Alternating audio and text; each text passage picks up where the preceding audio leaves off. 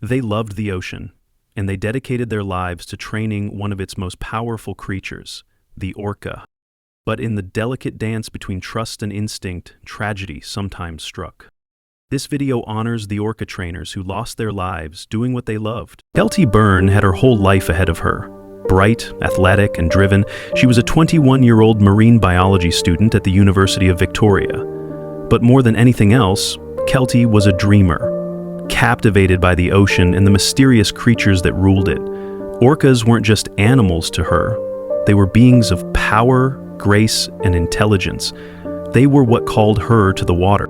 She didn't set out to become a performer. She wasn't a show trainer. Kelty took a part-time job at Sealand of the Pacific, a small marine park located in Victoria, British Columbia. Her work started behind the scenes, cleaning, prepping equipment, feeding animals. But even then, she stood out. She was calm, focused, and observant, qualities that didn't go unnoticed. She quickly became more involved in the daily routines of the park's 3 orcas, Tilikum, Nootka-Oar E4, and Haida-2. Tilikum was a young, massive male over 11,000 pounds captured off the coast of Iceland in 1983 when he was just 2 years old. At Sealand, he was the largest orca in captivity but also the least experienced. He was often kept with 2 older females, Nootka-4 and Haida-2, in extremely confined conditions.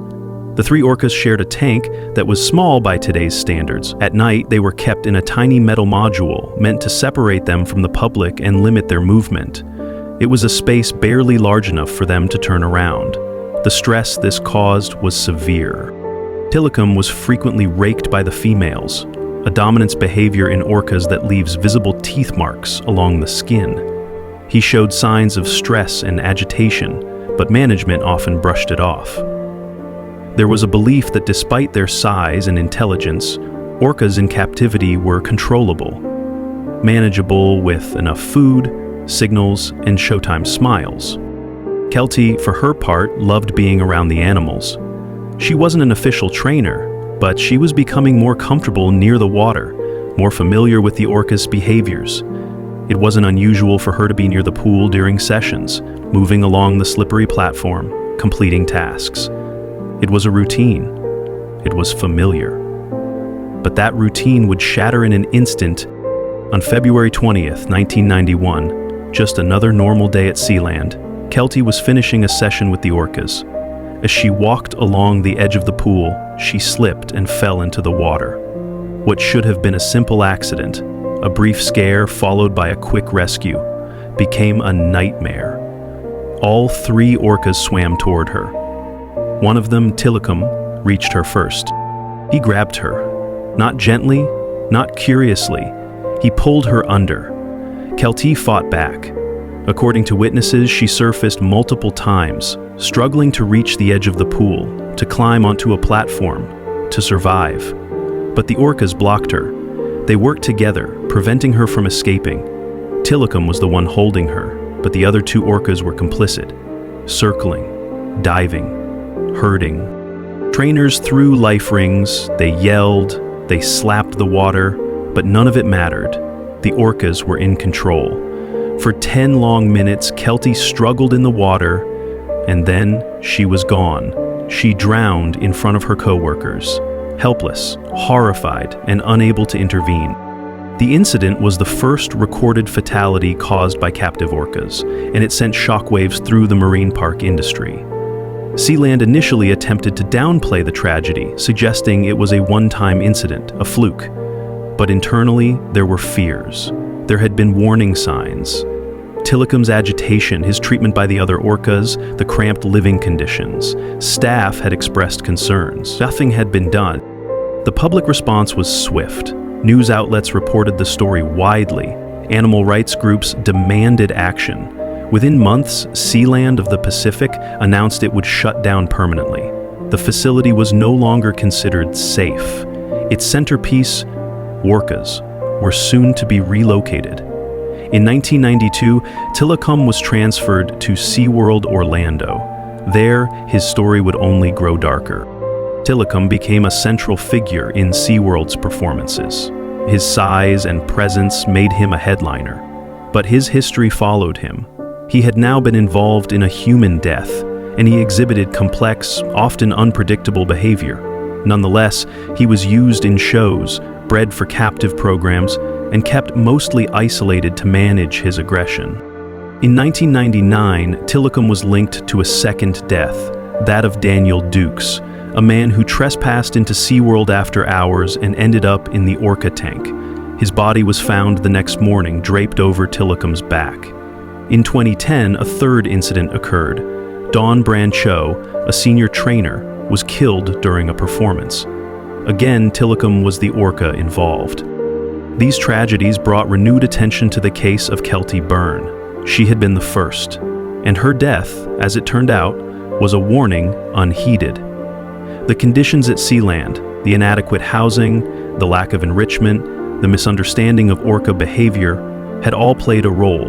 But rather than reevaluate the system, the industry had chosen to relocate the problem. In the aftermath of Dawn Brancheau's death, the documentary Blackfish was released in 2013. It chronicled Tilikum's life from capture to confinement, and it included the story of Kelty Byrne in its early chapters. For many viewers, this was the first time they'd heard her name. Her story, once buried beneath decades of corporate silence, resurfaced as a foundational truth. Kelty Byrne was not reckless. She was not doing a stunt. She was a student, a helper, a young woman who loved the animals she worked with. Her death wasn't just an accident.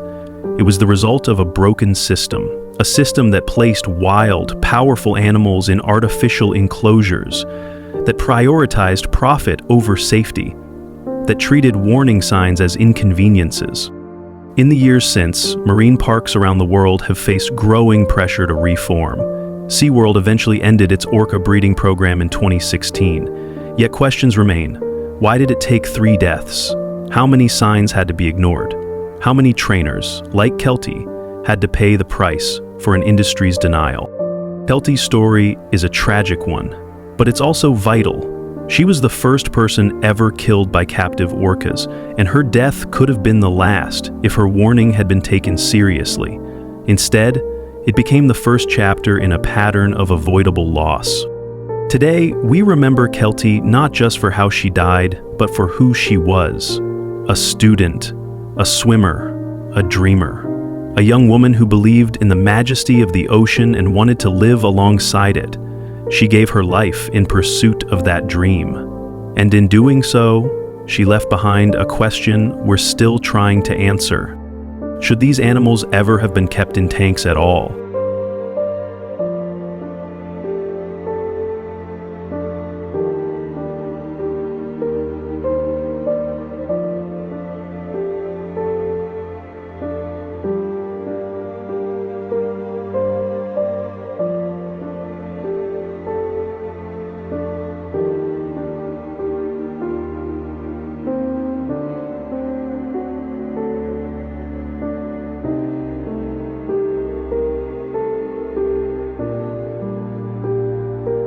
February 24, 2010 started like any other day at SeaWorld, Florida. Visitors gathered for the Dine with Shamu experience, eating lunch as they watched one of the park's most beloved trainers, Dawn Brancheau, performing alongside the massive orca, Tilikum. It was meant to be a feel-good show, smiles, applause, magic. But what happened next turned that magic into horror. In the blink of an eye, the cheerful atmosphere shattered. Dawn was at the edge of the pool, gently stroking Tilikum's head, something she'd done countless times before. But this time, something changed. Chaos erupted. Guests screamed. Staff scrambled. People who were there say they'll never forget what they saw. Some say Tilikum suddenly grabbed her. Others recall confusion, panic, and the desperate sounds of whistles and alarms. No one saw it coming. What really happened in those moments remains a blur for many, but one thing is certain. What started as a routine show ended in tragedy, one that would forever change SeaWorld and shock the world. Some say it was her ponytail, others say her arm, but in an instant she was gone. In front of a stunned crowd, the orca pulled Dawn into the water. Gasps turned into screams as the massive whale thrashed in the pool, dragging her beneath the surface. For 45 long minutes, the attack continued. People watched, frozen, helpless, horrified. What made Tilikum snap? Why wouldn't he let her go? And where did the footage of that day disappear to? To understand what really happened, we need to go back to the beginning of Dawn Brancho's story. She fell in love with orcas as a kid during a trip to Orlando. From that moment on, she had one goal: become a SeaWorld trainer. And she made it happen. Dawn trained hard, physically and mentally. She ran, biked, lifted weights, whatever it took to work with the giants of the sea. She wasn't just a trainer, she was the face of the Shamu show, and a big reason for SeaWorld's success. But Dawn knew the truth behind the smiles. She spoke openly about the dangers of her job, and the dangers were very real. There had already been dozens of close calls between trainers and orcas. And Tilikum? He had a past. Dawn was the third person linked to a fatal encounter with him. Tilikum's story started with heartbreak. At just 2 years old, he was torn from his mother in the cold waters of Iceland. He was sent to Sealand of the Pacific in Canada, a place that promised care but delivered cruelty. There, he was beaten down physically and emotionally. Food was used to control him. Older female orcas bullied and bit him constantly. His name, Tilikum, meant friendly. But his life was anything but. Performing 8 shows a day, every day, slowly broke him. Experts had warned for years that Tilikum was dangerous, stressed, isolated, and pushed beyond his limits. He wasn't just a killer whale, he was a transient orca, a type known for aggressive, stealthy hunting. After years of captivity and forced performances, it was only a matter of time before something went wrong. The first tragedy happened in 1991. Kelty Byrne, a 21-year-old marine biology student, slipped and fell into the pool at Sealand. She tried to surface, but Tilikum dragged her down. Witnesses said he grabbed her while the other orcas blocked any chance of rescue. She drowned while staff watched, helpless. That incident shut Sealand down for good. Tilikum was moved to SeaWorld in Orlando the next year. But the violence didn't stop there. In 1999, Tilikum claimed his second victim. Daniel Dukes, a 27-year-old man, snuck into SeaWorld after hours and ended up in Tilikum's tank. The next morning, his lifeless body was found draped across the orca's back, bruised, battered, and mutilated. SeaWorld called it an accidental drowning, but the incident raised serious questions about what was really going on behind the scenes. Animal rights groups sounded the alarm. Tilikum had been kept in isolation, sometimes for hours or even days. He was attacked by other orcas. He was bored, stressed, and psychologically breaking down. Marine mammal expert Rick O'Barry once said, "Keeping Tilikum in captivity was like forcing a human to live in a bathroom for life." And then came Dawn Brancho. She was experienced, passionate, and deeply loved the animals she worked with. She had built a strong bond with Tilikum, and some even believed he cared for her in return. That's what made the attack so shocking. On a calm February day in 2010, during a routine session, Tilikum snapped. He pulled Dawn into the water and thrashed her violently. The injuries were catastrophic. What happened in those moments is still debated, but one question haunted everyone. Why did he hold on to her body for so long? Some say it was an act of rebellion. Others believe it was years of frustration finally boiling over. After a lifetime of shows, punishment, and isolation, the whale snapped. The autopsy confirmed what few could imagine. Dawn Brancho drowned and suffered severe trauma. Her ribs and sternum were broken, her elbow and knee dislocated, and her back covered in bruises. Her death was violent and devastating. At first, SeaWorld tried to shift the blame. They claimed Dawn slipped and fell, that her ponytail got too close to Tilikum. But witnesses and former trainers pushed back hard. "That's not what happened," one said, and they knew it. After the incident, investigators from OSHA, the Occupational Safety and Health Administration, got access to the internal footage and photos. News outlets requested them too, but Dawn's family fought to keep them private out of respect. What happened in that pool would stay locked away. Still, the damage was done. SeaWorld scrambled to make changes. Trainers were no longer allowed in the water with orcas. Safety protocols were overhauled. But it raised a bigger question. Should these whales be in captivity at all? OSHA found a disturbing pattern. Over the previous 20 years, SeaWorld had recorded around 100 incidents involving aggression or warning signs. In 12 cases, trainers were seriously hurt, or worse. Dawn's death wasn't an isolated tragedy. It was a symptom of a deeper problem. Then came Blackfish. The documentary pulled back the curtain on the reality of orca captivity. It told Tilikum's story and showed the emotional toll of confinement. The public was shocked. Protests erupted. Celebrities canceled SeaWorld appearances. Attendance dropped. Revenue plummeted. The pressure worked. In 2016, SeaWorld announced it would end its orca breeding program. The whales they had would be the last. But for many, it was too little, too late. Dawn Brancho loved her job. She loved the animals, but her story, and Tilikum's, became a powerful reminder. No matter how close we get, wild animals are still wild. And when we try to control them, there's always a cost.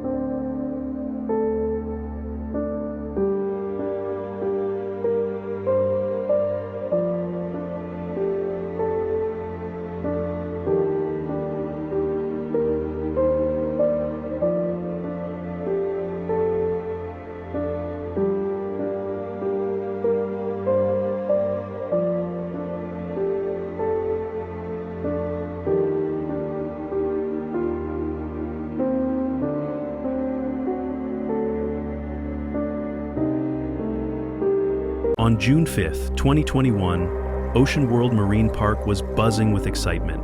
The audience had gathered to celebrate the 300th live performance of senior orca trainer Emily Cadeau. But what was meant to be a milestone moment turned into a nightmare.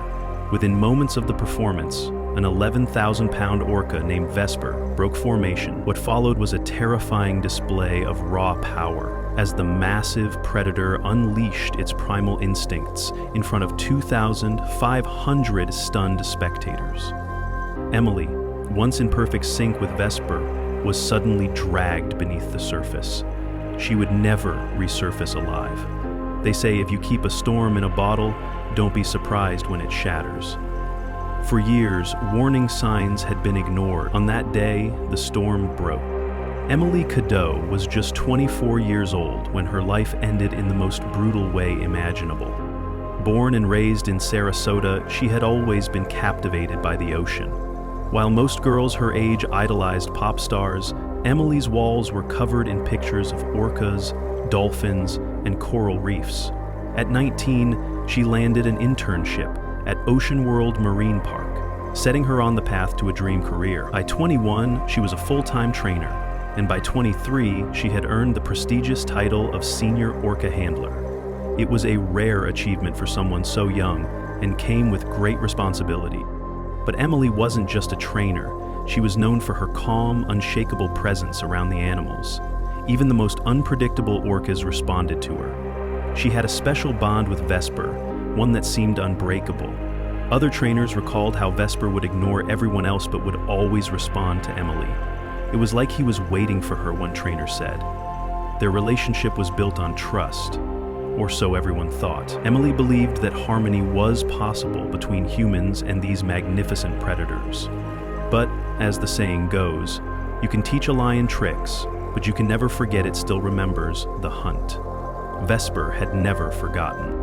Ocean World Marine Park, a major attraction since its opening in 1986, had always been a hub for marine entertainment. Drawing over 1.2 million visitors a year, it showcased the power and beauty of ocean creatures, including stunning orca performances. But beneath the surface, the cracks were starting to show. Despite the park's popularity, its orca program was facing growing challenges. Audiences were growing weary, and internal reports revealed troubling behavior changes in the orcas. Their routines were becoming less reliable, and their performances more erratic. The park's foundation, built on spectacle, was beginning to crumble, but no one seemed willing to confront the danger lurking below. And then there was Vesper. Unlike other orcas at Ocean World, Vesper was particularly large and powerful, a 6-ton bull whose sheer size commanded respect. Born in captivity, Vesper's early years were marked by trauma. His mother died during transport when he was just a calf, a loss that left him with deep emotional scars. He had never known the freedom of the open ocean, only the confines of his tank. While many orcas at Ocean World had been bred in captivity for generations, Vesper's birth was controversial from the start. The violent separation from his mother at such a young age had disrupted the vital, emotional bonding orcas experience in the wild. Vesper's behavior had become increasingly erratic. Some days he performed flawlessly, gliding through the water alongside Emily in perfect harmony, to the cheers of the crowd. But other days his movements were sharp and erratic, his aggression simmering beneath the surface. It was as if he carried a grudge against the life he was trapped in, against the very world that kept him in a cage.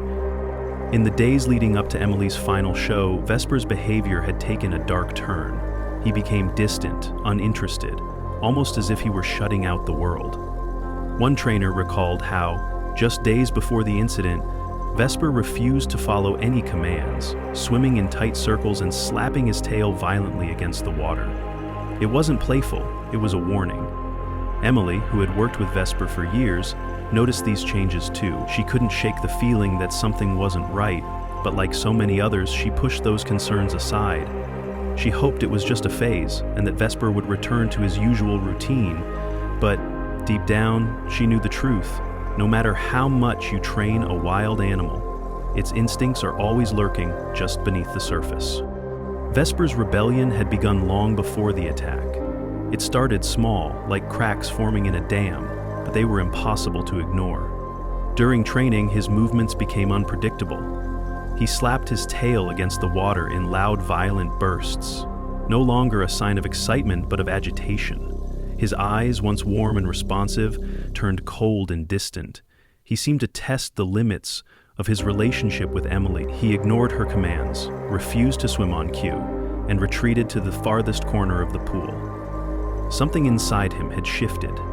His behavior escalated when he started charging the underwater gates, an alarming sign of frustration seen in other orcas who had grown desperate in captivity. The massive animal would slam his body into the steel barriers, rattling the entire tank with a deafening sound. Vesper wasn't just angry, he was trying to escape. Emily couldn't ignore the signs. She documented everything: the tail slaps, the aggression, the refusal to cooperate. She wrote a report warning her superiors that Vesper wasn't the same orca he had been months ago, that he was dangerous. She sent an email to senior management. "He's not safe to work with," she said. But instead of taking her concerns seriously, the response was cold and dismissive. "It just needs more stimulation," one manager wrote. "Let's not cause panic before the summer launch." They promised Emily they would monitor Vesper, but the show would go on as planned. Money and spectacle took precedence. Emily knew that Vesper didn't need distractions. He needed space. He needed freedom. He needed to be an orca, not a performer. But in the world of Ocean World, freedom wasn't a luxury these animals could afford. Despite her concerns, the show was set to go ahead. The park was packed that afternoon, buzzing with excitement. The crowd was eager to see the 300th live performance of the summer. Emily had worked tirelessly for this moment, and though she had noticed Vesper's increasingly erratic behavior, she trusted that he would pull through, just as he always had. Today was supposed to be a celebration. Nothing would go wrong. The performance started, and for a brief moment, everything seemed perfect. Emily and Vesper swam in perfect synchrony, and the audience was mesmerized. But as the show reached its finale, everything changed. Vesper broke formation. One moment he was following Emily, and the next he lunged. He swam behind her and without warning seized her with his massive jaws. He thrashed her violently through the water, spinning her like a rag doll. The force was overwhelming. Emily couldn't break free. At first, the audience watched, confused, unsure of what was happening. But as the thrashing continued, panic set in. Screams filled the air as the reality of the situation sank in. The staff rushed to intervene, but they were too far away. The park's emergency protocols kicked in, but their efforts were futile. Lifeguards used buzzers and nets to distract Vesper, but he refused to release his grip. The orca's strength was unmatched, and Emily's fate was sealed. As the chaos unfolded, the crowd froze in horror, some rushing to escape, others unable to look away from the nightmare before them. For those closest to the pool, the sight was chilling.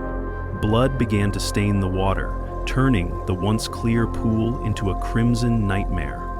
The water churned violently as Vesper dragged Emily beneath the surface, his massive body thrashing, slicing through the water with terrifying power. Emily's lifeless form was tossed around like a rag doll, her body no match for his strength. Desperate staff threw everything they had at Vesper nets, distractions, anything to break his hold, but the orca wasn't listening. This wasn't the trained animal Emily had worked with for years. This was something primal, a creature driven by raw, uncontrollable instinct, a force of nature reclaiming its freedom. As Emily was pulled deeper under the water, the worst fears of the audience were realized. Blood filled the pool in a grotesque display, and the air, once filled with excitement, now buzzed with terror. By the time rescue teams arrived to pull Vesper away, it was too late. Emily was gone. Some say that when an animal attacks its handler, it's a reflection of captivity, the release of years of frustration, pain, and longing for freedom. They say you can cage the beast, but you can never cage its heart. And on that day, Vesper's heart broke free. The chaos didn't end with Emily's body being released from Vesper's grip. In those agonizing moments, trainers scrambled, trying to regain control, reaching for anything to break the orca's fury. They threw fish buckets, used whistles, and clapped, all in a desperate attempt to save her. But Vesper's rage was too much. He was no longer the animal they knew. He had become something else entirely. As the staff worked in a panic, the audience, frozen in fear, was evacuated. But no one could tear their eyes away from the unfolding horror. It took 29 long minutes for the rescue team to retrieve Emily's body, but every second that passed was a second too late. The hope that something could be done slipped further away with each passing moment. When paramedics finally reached her, the cold truth hit. Emily was gone. An autopsy the following day revealed the horrific extent of her injuries. Multiple blunt force trauma wounds, likely from the violent strikes of Vesper's tail and the underwater thrashing, showed the power the orca had unleashed. Internal bleeding, broken bones. No human could have survived the force of a 6-ton predator. But perhaps the most chilling discovery was that Emily had drowned.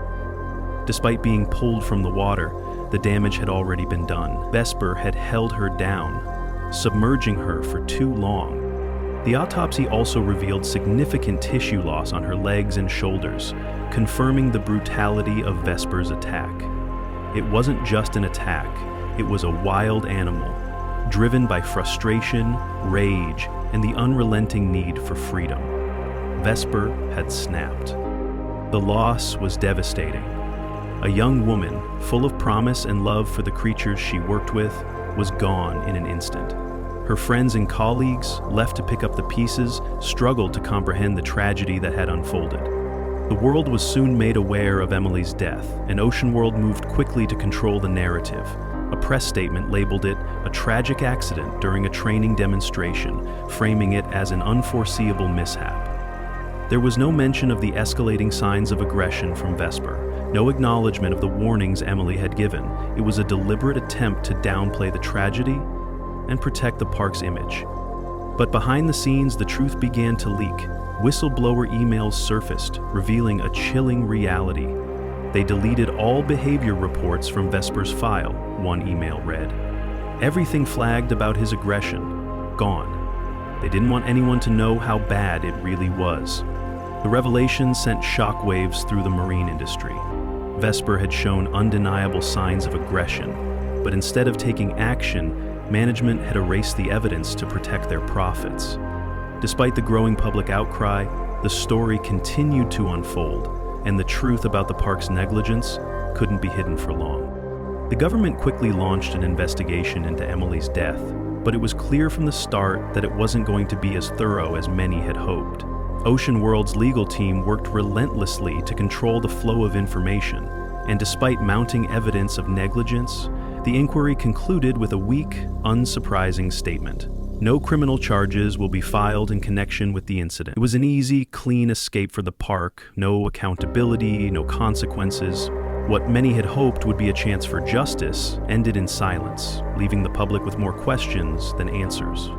In the aftermath, Vesper was locked away in isolation, far from the stage and the audience. He was no longer a performer, but his punishment wasn't for killing Emily. It was for show. A symbolic gesture meant to reassure the public that something had been done. But the truth was clear to those who saw the whole picture.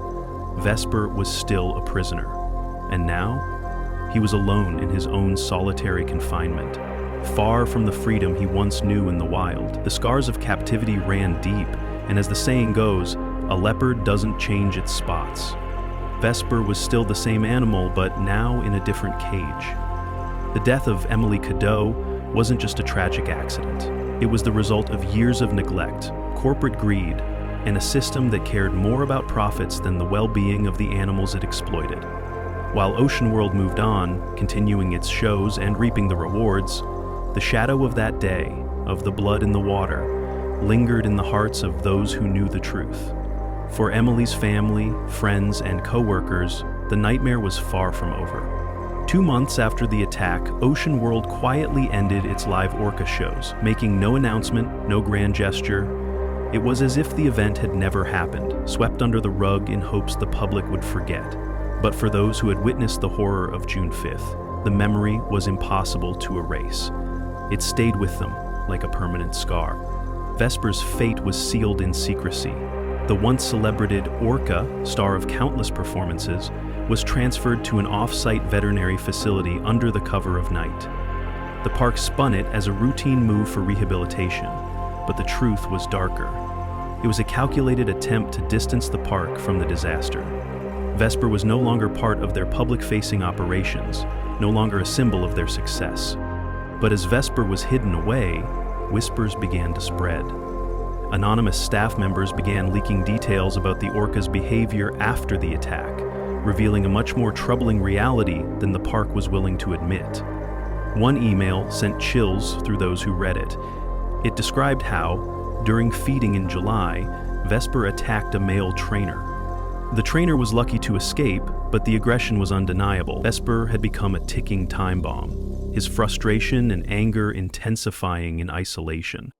The truth was unsettling. Vesper's aggression had only worsened since the attack. The Orca, once trained to bond with humans, was now a dangerous force, his frustration boiling over in captivity. But Ocean World didn't want that story to get out. They didn't want the world to know just how much damage had been done, not just to Emily, but to the animal as well. Vesper became the tragic symbol of what happens when an animal is pushed too far. And Ocean World had no intention of letting that story come to light. As the months passed, the public grew more curious about his fate, but the park stayed silent. Some rumors suggested Vesper had been euthanized to prevent further incidents, while others claimed he'd been sent to another facility, hidden away where his behavior could be ignored. But like so many other details in the aftermath of the attack, the truth was elusive. In the end, Vesper's fate mirrored the darker side of captivity. He was locked away in the shadows, his powerful presence reduced to nothing but rumors and speculation. Out of sight, out of mind, they said. But those who knew the truth couldn't forget. The scars left by Emily's death and the treatment of Vesper would never be so easily erased. The public's reaction to Emily Cadeau's death was explosive. What started as a quiet tragedy soon became an unstoppable force, one that would shake Ocean World and the entire marine park industry to its core. Social media erupted. Hashtags like "Justice for Emily" spread like wildfire. From animal rights activists to everyday people, the world began to demand accountability. The anger was palpable. The grief was real. How could this happen? Why was Emily's warning ignored? The outcry only grew louder. YouTube channels, news outlets, and activists seized the moment, amplifying calls for change. Emily's death became a rallying cry in the fight for Orca freedom. a turning point for the cause. And the message was clear: enough. One of the most powerful responses came in the form of a petition, one that demanded an end to captive orca performances.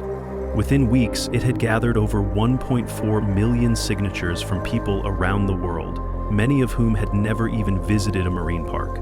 They stood in solidarity with Emily and the countless animals trapped in captivity. The financial impact on Ocean World was swift and severe. Stock prices plummeted, reflecting the growing public disapproval. Visitors, once eager to attend shows, now stayed away. The world was watching, and the tide was turning. Soon after, marine mammal shows across the country began to shut down. Other parks, sensing the shift, quietly scaled back their orca performances. The message was clear, and the industry was reeling. As the saying goes, what's done in the dark will always come to light.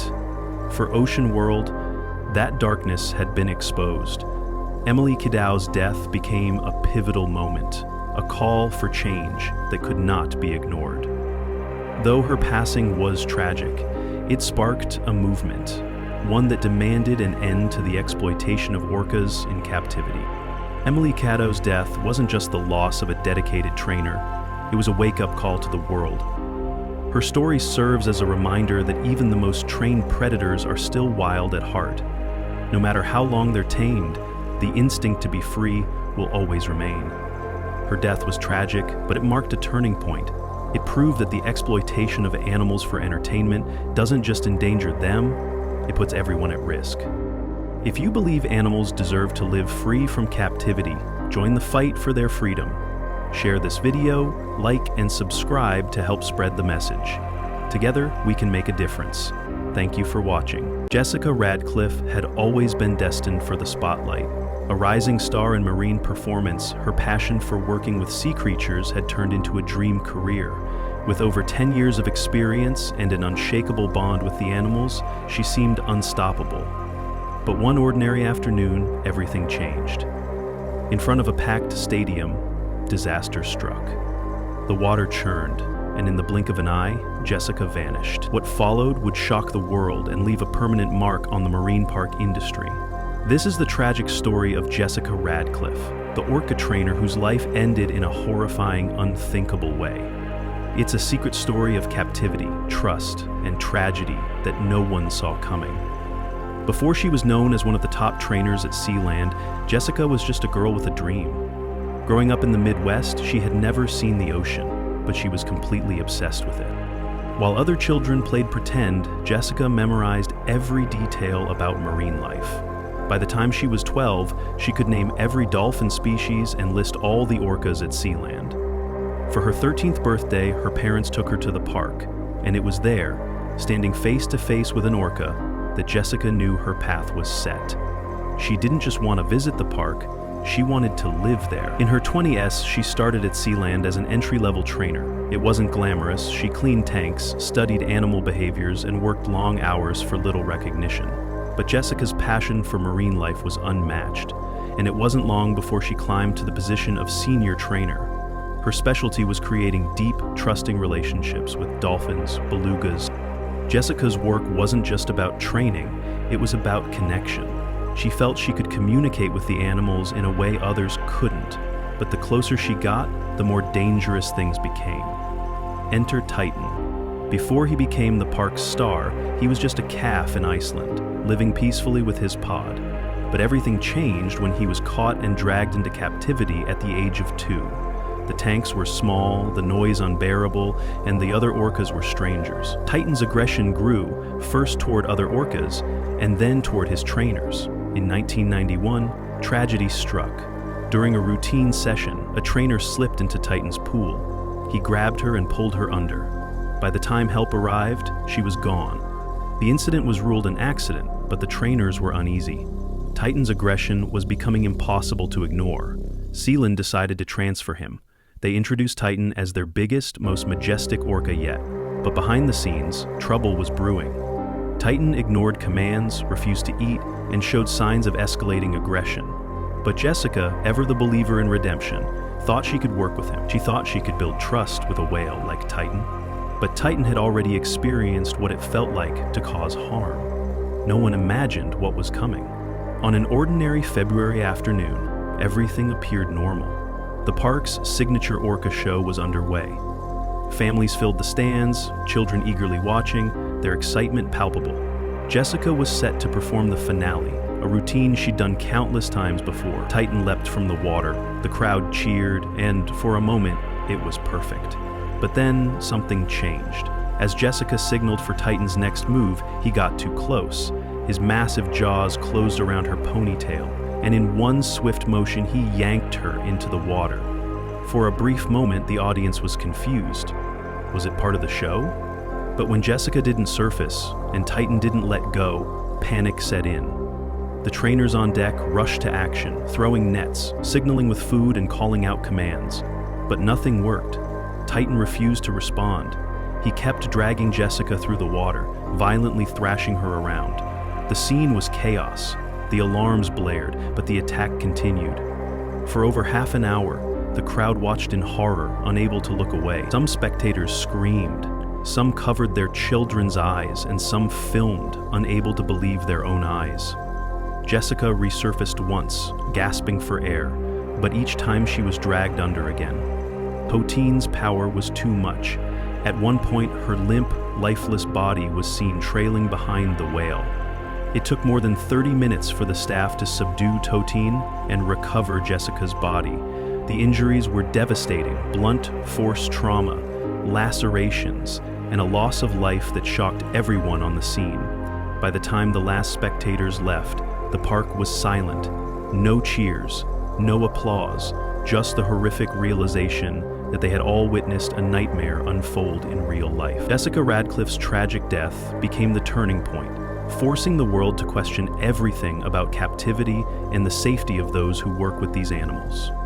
Within hours of the tragedy, Sealand was shut down. The gates were locked, shows were canceled, and the park was under intense scrutiny.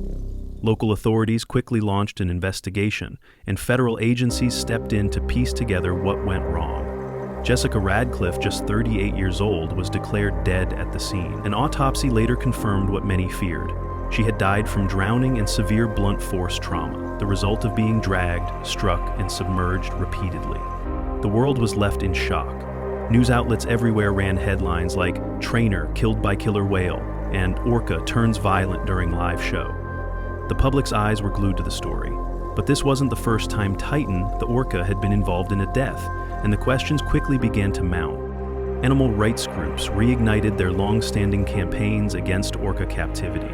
Protests surged outside Sealand, and social media buzzed with hashtags like "Justice for Jessica" and "Freedom for Titan."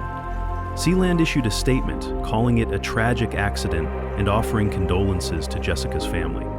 Behind closed doors, however, the park scrambled to control the damage. Staff were told not to speak to the media, and leaked memos revealed Titan's behavioral issues had been documented for years. Despite the warnings, Sealand continued to use him in shows. The conversation shifted from a single tragedy to a deeper systemic problem. It was no longer just about Jessica. It was about the entire industry that thrived on exploiting wild, intelligent animals for entertainment. In the weeks after the attack, Titan was removed from all public performances. No more shows, no more crowds.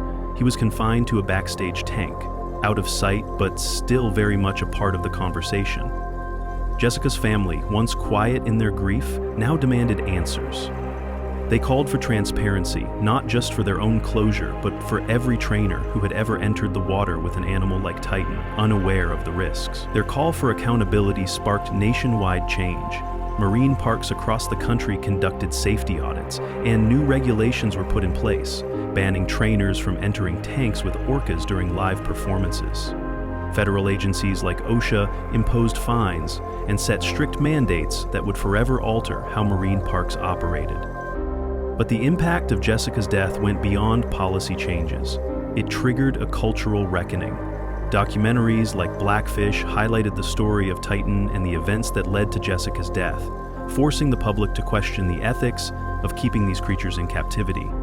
Protests grew louder, petitions flooded in, and marine park attendance plummeted.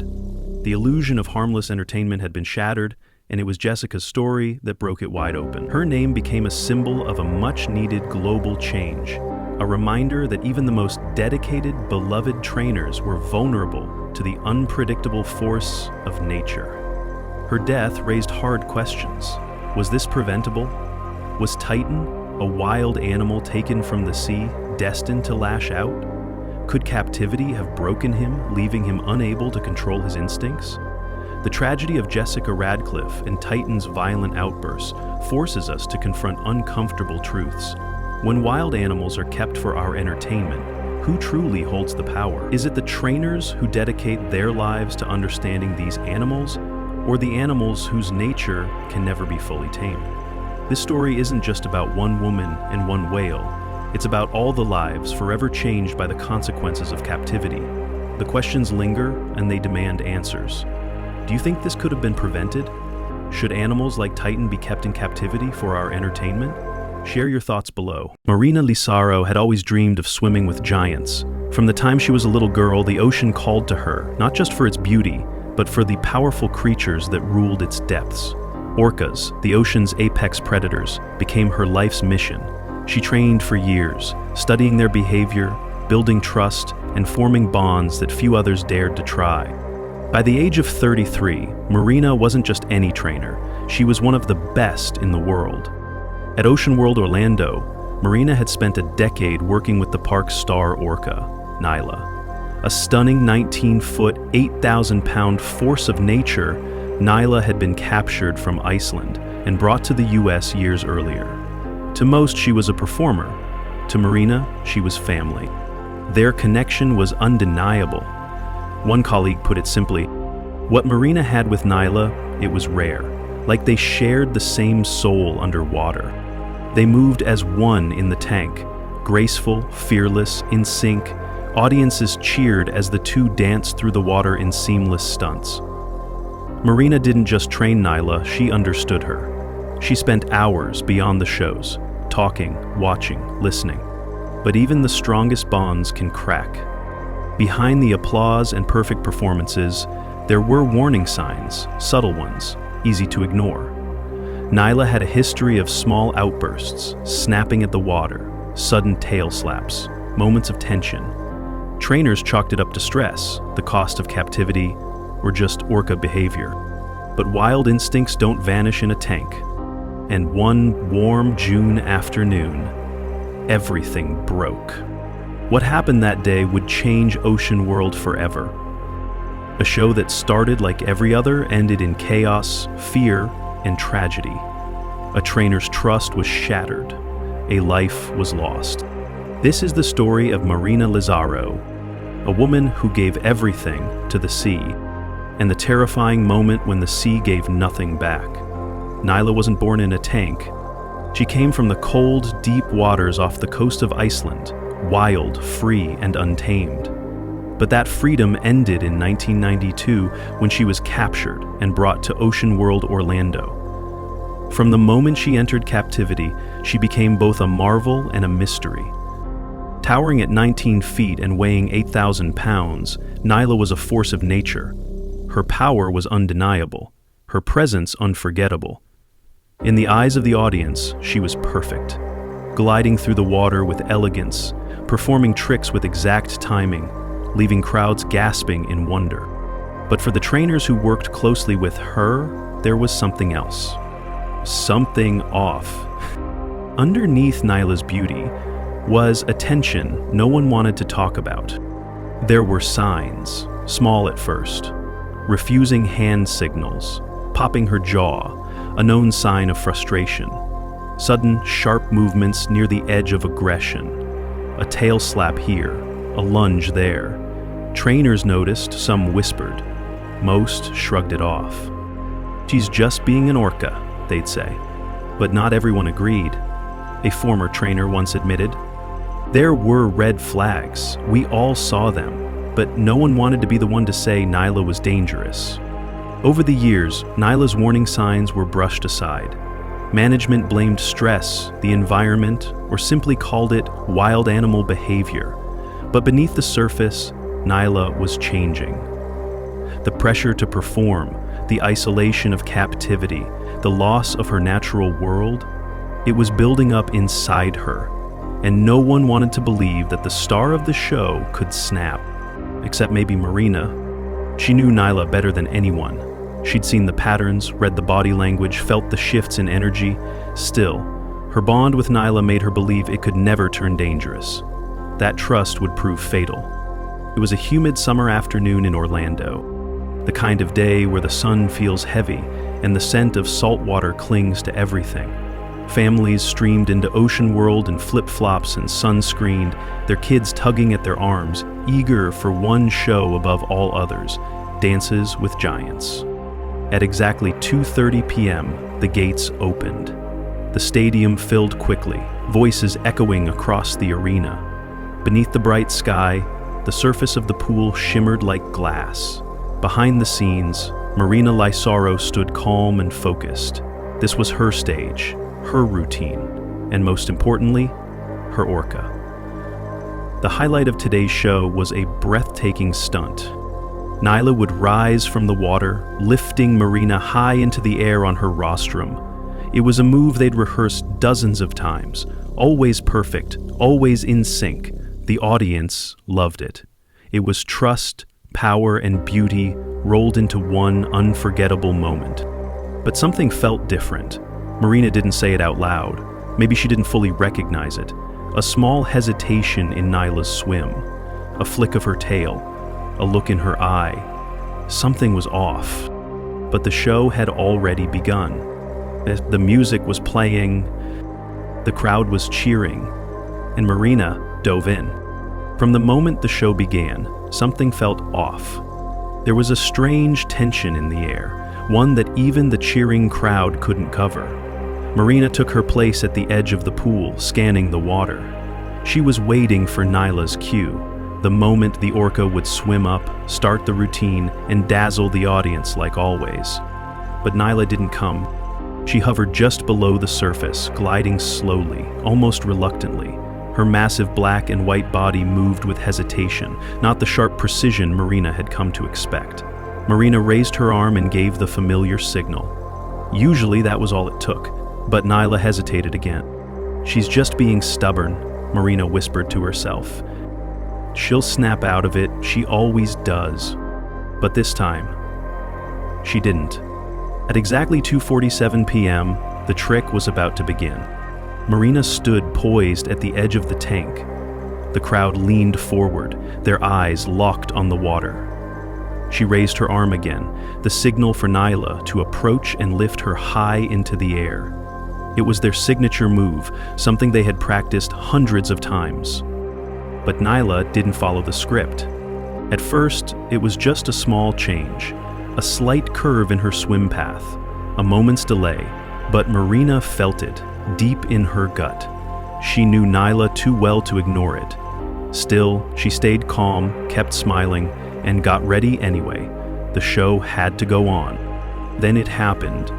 Nyla suddenly rose from the water and nudged Marina off balance, just a light push. It looked playful to the crowd, a harmless moment.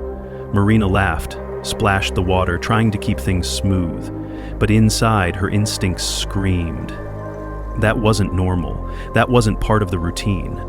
And Nyla wasn't finished. The second lunge was fast and brutal. In one terrifying moment, Nyla's jaws closed around Marina's arm. A sudden crushing grip. The crowd gasped, unsure if it was part of the act. But Marina knew. This wasn't a stunt. This was real. She froze for half a second. Shock, confusion, pain. She tried to pull away, tried to stay calm, but Nyla didn't let go. The water exploded into chaos. Splashes, screams, thrashing movement as Marina fought with everything she had. Her muscles strained, her lungs burned, but Nyla's grip only tightened. To the audience, it still looked like a dramatic part of the show. They had no idea they were watching a nightmare unfold in real time. Underwater, Marina's world collapsed. The Orca she had trusted for years, the one she called a partner, a friend, had turned on her. That deep bond she believed could never break shattered in seconds. Nyla dragged her down, fast and hard. Marina's body whipped through the water like a rag doll. Her left arm, trapped in Nyla's jaws, throbbed with unimaginable pain. The water around them turned murky, wild. There was no control, no routine, just instinct and fear. Above the surface, the audience sat stunned. No music, no laughter, just silence, until the screaming started. And in that moment, everything changed. The trainer became the prey, and the star of the show became the storm no one saw coming.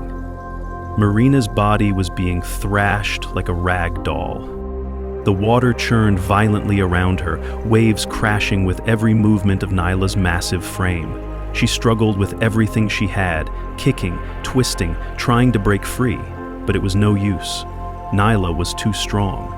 Every time Marina fought back, the orca pulled harder, dragging her deeper into the abyss. Her lungs screamed for air. The crushing pressure of the water, the steel trap grip of Nyla's jaws, it was like drowning in slow motion. The audience still thought it was part of the show. Then came the screams.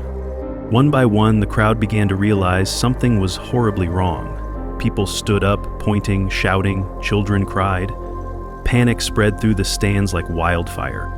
Safekeepers' staff members rushed to the pool's edge. Nets were thrown in, emergency alarms sounded. Trainers pounded the surface of the water with long poles, desperately trying to get Nyla's attention. But she didn't even flinch. Her focus stayed locked on Marina. For a brief, heartbreaking moment, Marina resurfaced. Her face broke through the water, pale and soaked, her eyes wide with panic. She gasped, barely catching a breath before Nyla yanked her under again. The struggle was far from over, but Marina was fading. The orca dragged her back and forth beneath the surface, a powerful display of control and chaos. Each time Marina came up, she was weaker. At 2:48 p.m., her face broke through the water again. Her body shook. Her mouth gaped for air. Her eyes met Nyla's one last time. A desperate look. A silent question. Why? Then she was gone again, pulled into the deep. The crowd had gone silent. Hundreds of people stood frozen, watching helplessly as the unimaginable unfolded in front of them. Trainers kept trying. Nets, whistles, emergency signals, but nothing worked. Nyla wouldn't let go. This wasn't just a failed performance, it was a tragedy playing out in real time.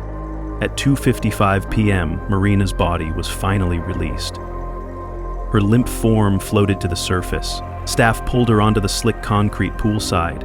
Her clothes were soaked, her skin pale, water dripped from her hair as paramedics surrounded her. They worked frantically. CPR, oxygen, chest compressions. But it was too late. The spark that once lit up Marina Lazaro, the fearless woman who had devoted her life to these animals, was gone. The battle was over. The crowd looked on in disbelief, paralyzed by shock. This was supposed to be a moment of magic. Instead, they had witnessed a nightmare. When the coroner's report finally arrived, it confirmed the truth no one wanted to face. Marina didn't die from drowning alone. She died from the massive trauma inflicted by the jaws of the very creature she loved. Marina Lazaro died from a brutal combination of blunt force trauma and drowning. Nyla's powerful jaws had crushed her arm, and repeated submersions left her without oxygen. But as investigators began digging into what happened, it quickly became clear this wasn't just a tragic accident. It was the result of years of warnings ignored and truths hidden. OSHA and wildlife protection agencies launched immediate investigations. They wanted to know, what pushed Nyla to attack? Was there something more behind the orca's behavior? What they found was chilling. Nyla had a history and it had been kept quiet. Internal reports showed a pattern of warning signs, small but consistent red flags, unprovoked aggression, moments of disobedience, signs of stress. Trainers had noticed, even spoken about it privately, but nothing was done. The behavior was brushed off, covered up to protect the park's image. Behind the smiles and applause was a storm quietly building. After Marina's death, Ocean World was silent. The laughter, the excitement, the music all stopped. The park mourned. Her colleagues, guests, and loved ones came together for a memorial. They shared stories of her kindness, her passion, and her deep love for the animals she worked with. But in the midst of the grief, a bigger question echoed through the silence. Should orcas ever have been kept in tanks in the first place? Marina loved the ocean. She believed in the bond she shared with Nyla. But that belief cost her life. Her death sparked something much larger. Across the country and the world, people began demanding answers. Why are these powerful, intelligent animals still being held captive? How many more lives, human and animal, must be lost before we change? Marina's dream was to show the world the beauty of orcas.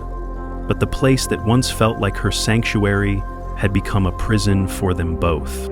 Wild hearts were never meant to live behind glass. Orcas like Nyla were born for the open sea, not the confines of a concrete tank. And now, with Marina gone, Nyla was left alone in that tank, silent, aimless, a ghost of the majestic creature she once was. The world moved on, but for those who watched that day, for those who truly understood, the image of Nyla circling endlessly in her tank would never be forgotten. This story is more than the death of one woman. It's about a system that keeps wild animals in captivity for entertainment. It's about the cost of silence, and it's about the responsibility we all share to speak up. If Marina's story moved you, don't let it end here. Talk about it, share it, question the institutions that profit from the suffering of these animals, support organizations working to free them, use your voice for those who can't speak. Change starts with awareness, and awareness leads to action. Thank you for watching. Marina's legacy is not just in her love for the ocean, but in what we choose to do next. Let her story be the spark that pushes us toward a future where animals like Nyla are free to live as nature intended, wild, unbroken, and free. It was meant to be the perfect performance, a mesmerizing display of trust and connection between human and animal. But what started as a routine show quickly spiraled into an unimaginable tragedy. This is the story of Maris Ellington, a revered orca trainer, whose final moments would forever change the world of marine entertainment. Before we dive in, don't forget to like this video, subscribe to our channel, and share this story. Your support helps us bring you more powerful documentaries like this one.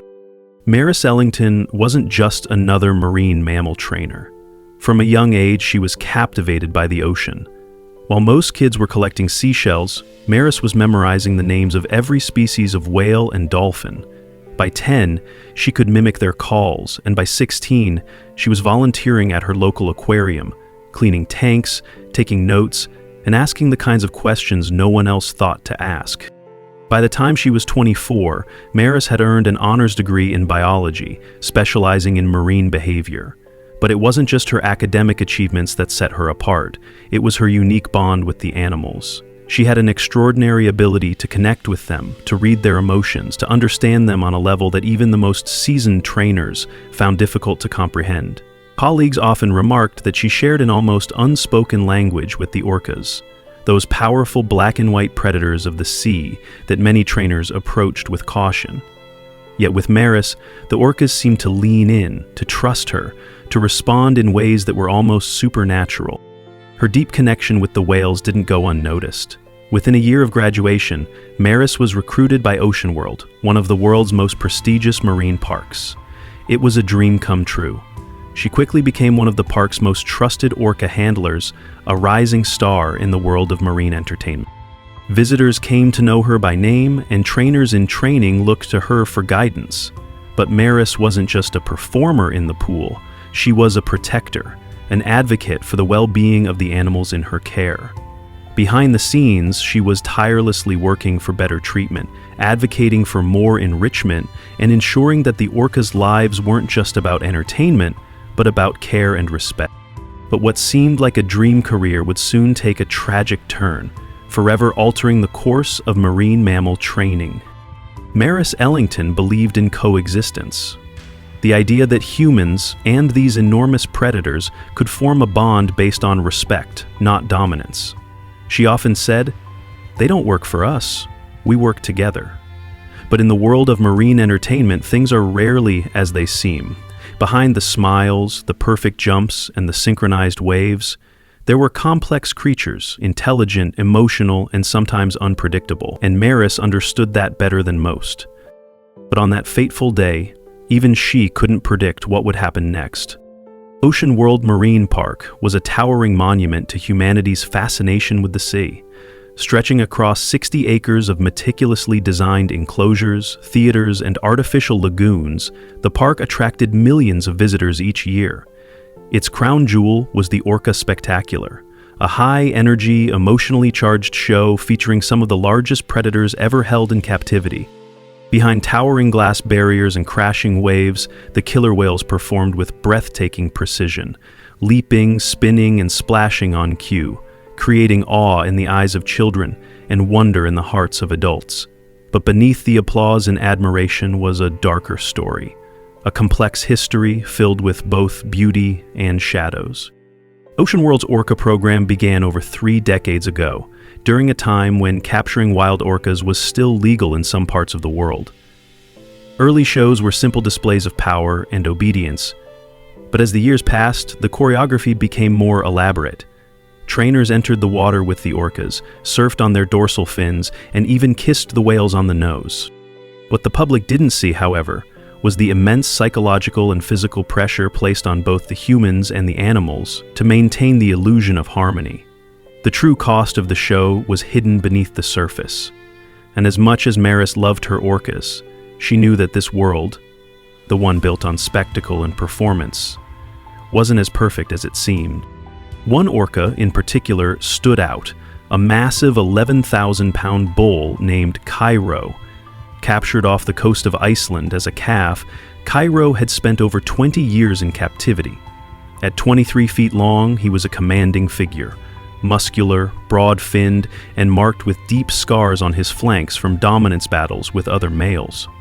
Trainers described him as intelligent, moody, and unpredictable. Cairo had been involved in several close calls over the years, moments when he failed to respond to commands, showed signs of agitation, or displayed territorial behavior towards staff in the pool.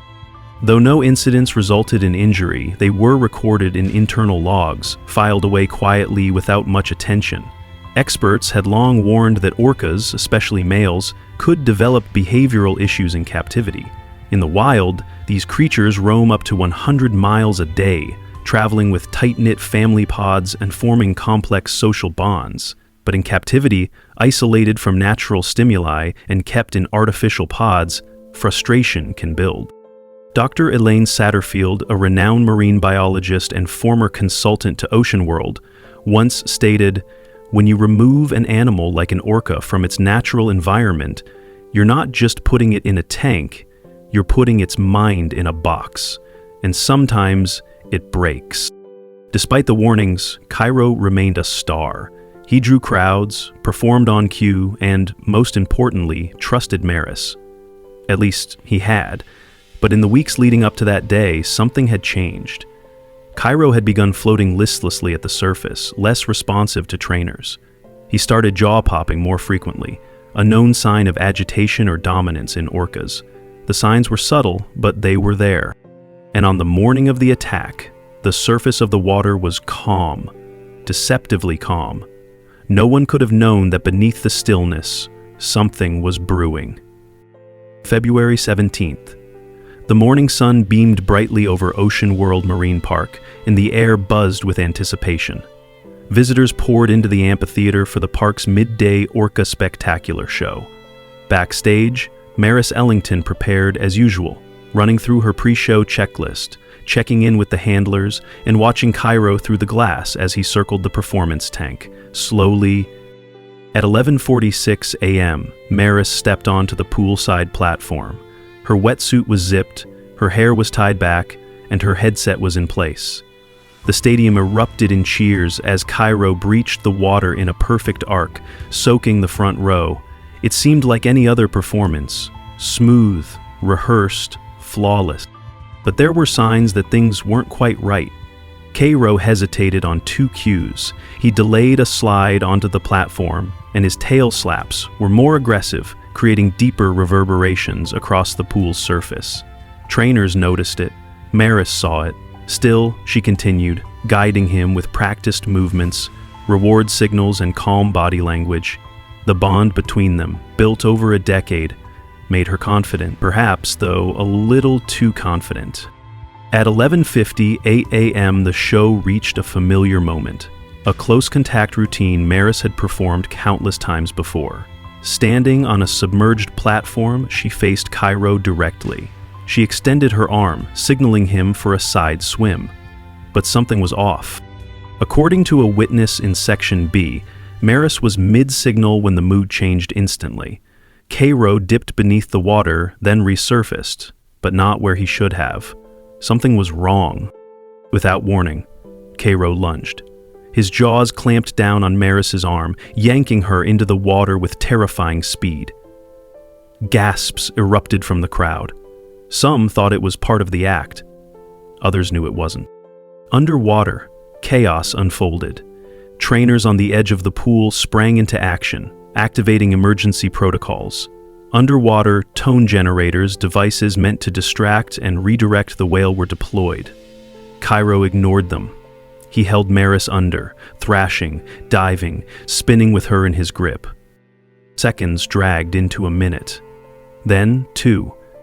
Rescue teams scrambled to close emergency gates and isolate Cairo from the rest of the enclosure. Others tossed nets and floating barriers into the water in an effort to contain him. He dodged every attempt. Surfacing only briefly before diving again, Maris still in his hold. One trainer shouted commands and waved fish from the medical pool, trying to lure him away. Cairo didn't respond.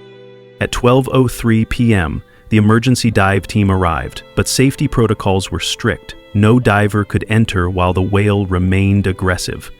They stood by, helpless, watching the water churn and then go still. Finally, at 12:08 p.m., Cairo let her go.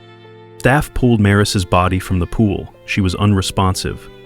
Paramedics began CPR on the pool deck as stunned families were hurried out of the stands.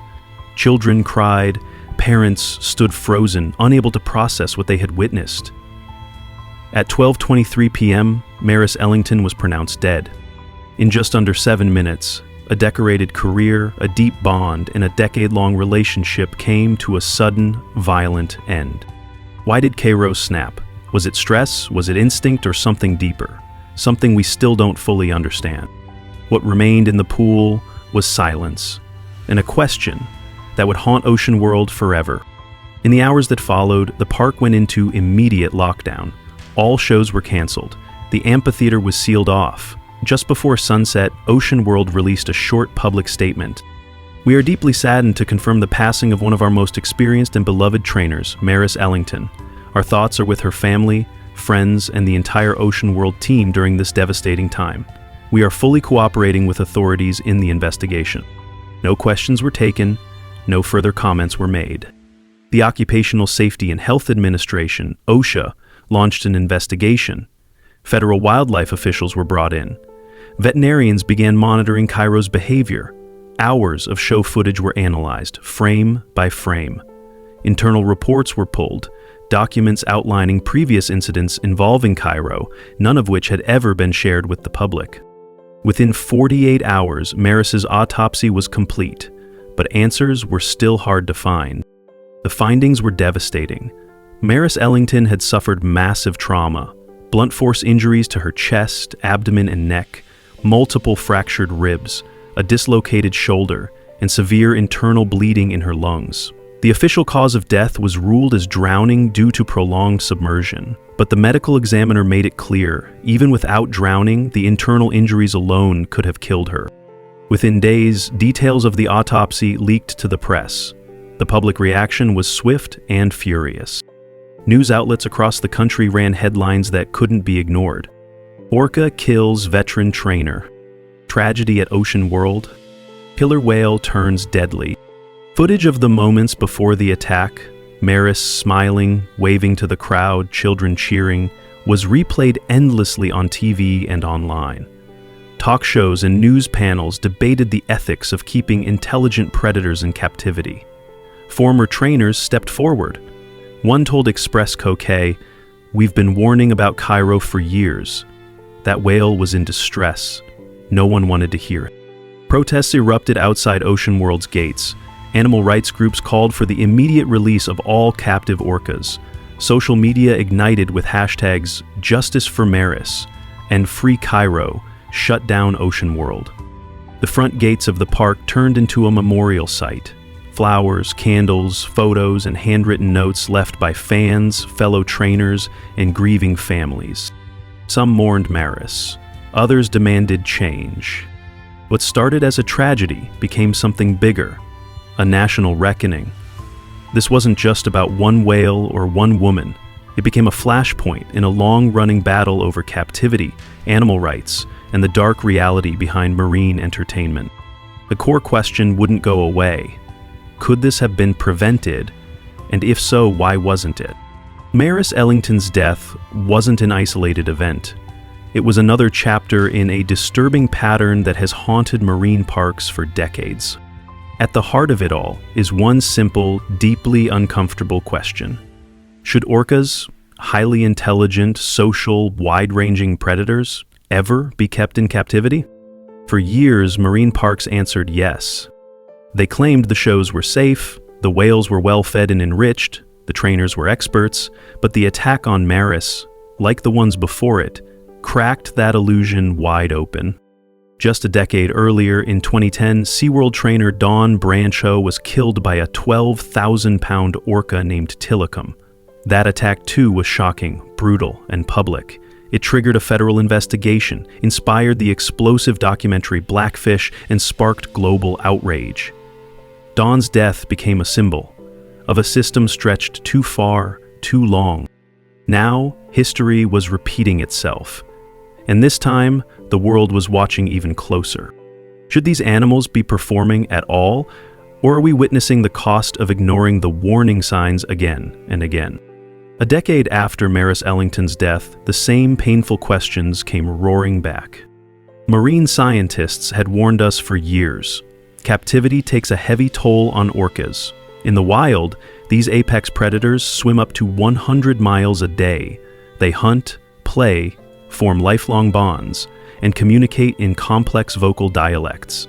In captivity, they circle concrete tanks. They follow rigid feeding schedules. They perform the same routines day after day. Their minds built for the open ocean are boxed in. A 2021 Wired article quoted former trainers who described life in captivity as a pressure cooker. The result? Stress, boredom, frustration. Some whales turn on each other, some hurt themselves, and in rare but devastating cases, they turn on their trainers.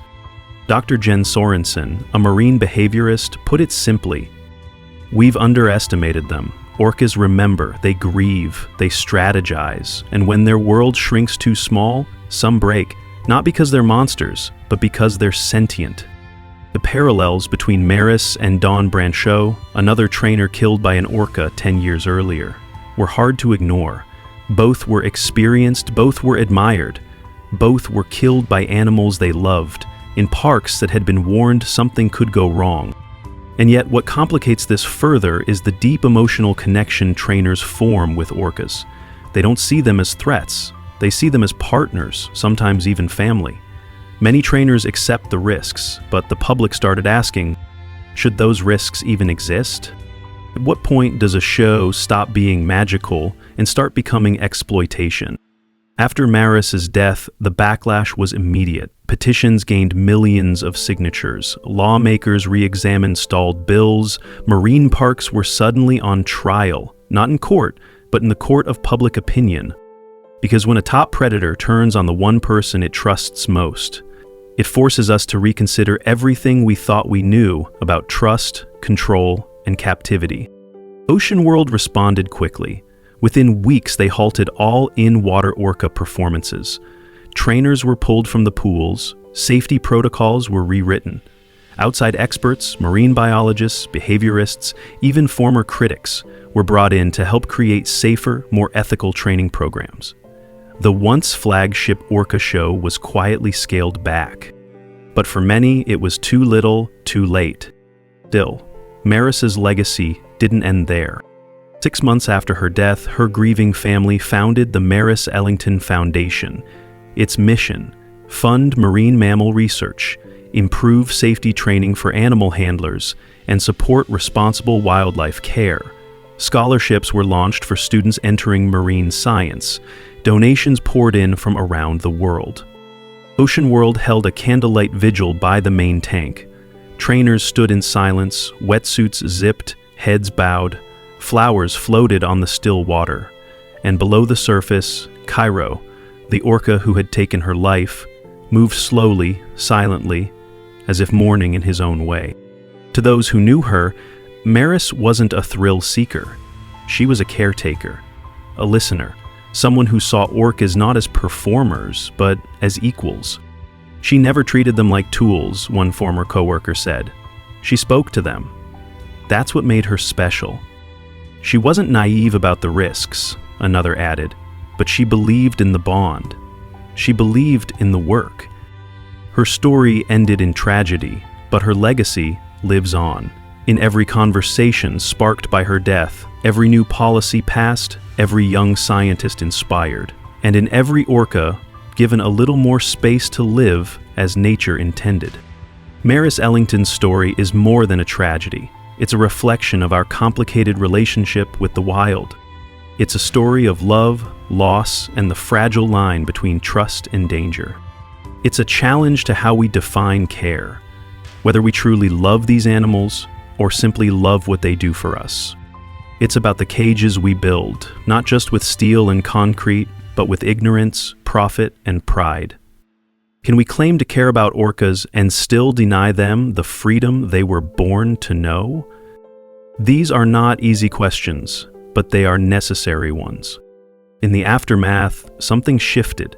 Laws began to change, parks began to evolve, awareness grew. And while Maris's death cannot be undone, her story has driven a movement toward transparency, responsibility, and compassion. If her story moved you, don't let it end here. Learn more, speak up, share her story. Support marine conservation. Because behind every performance, behind every glass wall, there's a deeper truth. And sometimes it ends in silence.